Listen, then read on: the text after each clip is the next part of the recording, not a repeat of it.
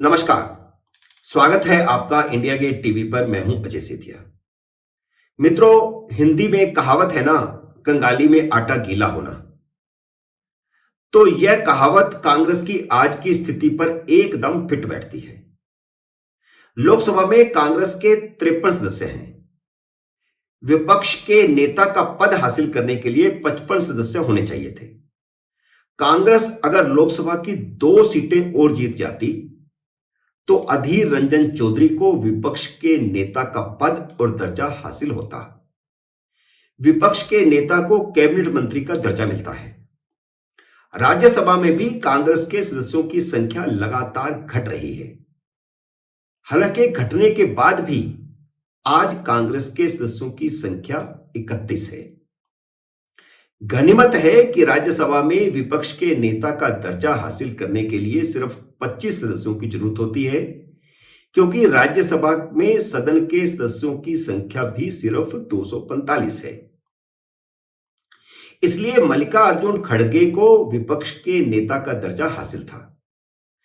30 सितंबर को कांग्रेस के अध्यक्ष पद का उम्मीदवार बनने के बाद खड़गे ने विपक्ष के नेता पद से इस्तीफा दे दिया है। अब राज्यसभा में विपक्ष के नेता का पद हासिल करने के लिए दौड़ शुरू हो गई है।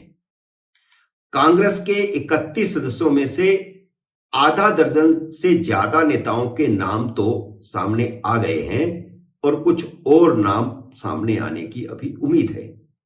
यानी एक अनार 100 बीमार। और आधा दर्जन से ज्यादा नेताओं ने तो सोनिया के दरबार में हाजिरी लगाना भी शुरू कर दिया है। जिन नामों की चर्चा है उनमें दिग्विजय सिंह का पलड़ा सबसे ज्यादा भारी है, क्योंकि वह मल्लिकार्जुन खड़गे के लिए अध्यक्ष पद की दौड़ से बाहर हुए हैं। उन्होंने अध्यक्ष पद का त्याग किया है। वैसे वरिष्ठता के हिसाब से पी चिदंबरम का दावा ज्यादा मजबूत बनता है, क्योंकि वह केंद्रीय मंत्री लंबे समय तक रहे हैं और राज्यसभा के अलावा लोकसभा के भी सदस्य रहे हैं।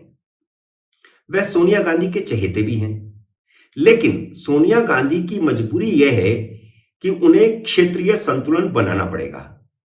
कांग्रेस अध्यक्ष बन रहे मल्लिकार्जुन खड़गे दक्षिण भारत से आते हैं। वह मूल रूप से कर्नाटक के हैं। लोकसभा में कांग्रेस के नेता अधीर रंजन चौधरी पश्चिम भारत से आते हैं। वह पश्चिम बंगाल से हैं। इसलिए राज्यसभा में नेता का पद उत्तर भारतीय को मिलेगा। वैसे उत्तर भारतीयों में भी दिग्विजय सिंह के अलावा यूपी के प्रमोद तिवारी और बिहार की रंजीत रंजन का नाम उभरा है। रंजीत रंजन हालांकि कांग्रेस में बहुत देर से शामिल हुई है, अभी बहुत पुरानी नहीं है, लेकिन वह तेज तर्रार नेता है और अच्छा बोलती है। इसके अलावा महाराष्ट्र के मुकुल वासनिक और गुजरात के शक्ति सिंह गोहिल का नाम भी कोई कोई ले रहा है।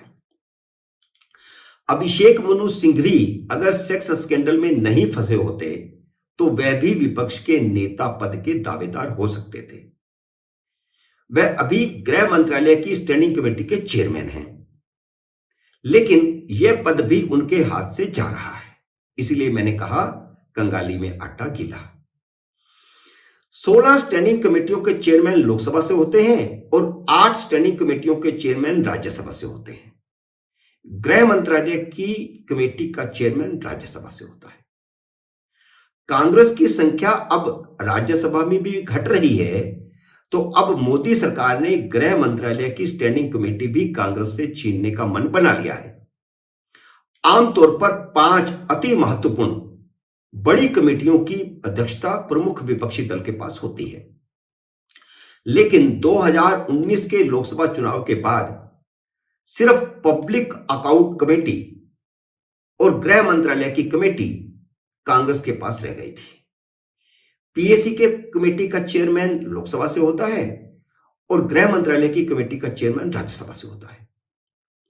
विदेश मंत्रालय, रक्षा मंत्रालय और वित्त मंत्रालय, उन 2 कमेटियों के अलावा ये 3 कमेटियां बहुत ही महत्वपूर्ण हैं और ये तीनों कमेटियां भारतीय जनता पार्टी कांग्रेस से पहले ही छीन चुकी है।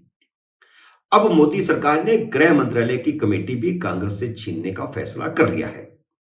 नए सभापति जगदीप धनखड़ इन दिनों 8 स्टैंडिंग कमेटियों और 14 सेलेक्ट कमेटियों के चेयरमैन नियुक्त करने की पर एक्सरसाइज कर रहे हैं। कांग्रेस गृह मंत्रालय को लेकर के टकराव के मूड में है, इसलिए उसने कमेटियों के सदस्यों के नाम ही नहीं भेजे हैं। उधर लोकसभा में भी कांग्रेस का इरादा कांग्रेस से इंफॉर्मेशन टेक्नोलॉजी मंत्रालय की कमेटी छीनने का है। यह कमेटी इस समय कांग्रेस के पास है और शशि थरूर इसके चेयरमैन हैं। सरकार चाहती है कि कांग्रेस इंफॉर्मेशन टेक्नोलॉजी की जो कमेटी है वह सरकार को वापस दे दे, यानी वह भारतीय जनता पार्टी के पास चली जाए और कांग्रेस इसके बदले में केमिकल एंड फर्टिलाइजर मंत्रालय की कमेटी ले ले, जिसका कांग्रेस विरोध कर रही है। कांग्रेस इस बदलाव के लिए तैयार नहीं है। कांग्रेस गृह मंत्रालय की स्टैंडिंग कमेटी को भी हर हालत में बचाना चाहती है, इसीलिए वह टकराव के मूड में है।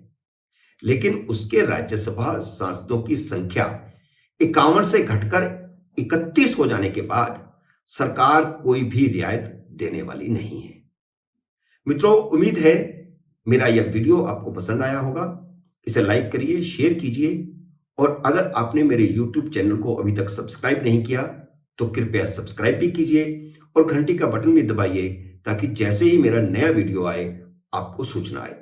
मेरे नई वीडियो का करिए इंतजार। तब तक नमस्कार।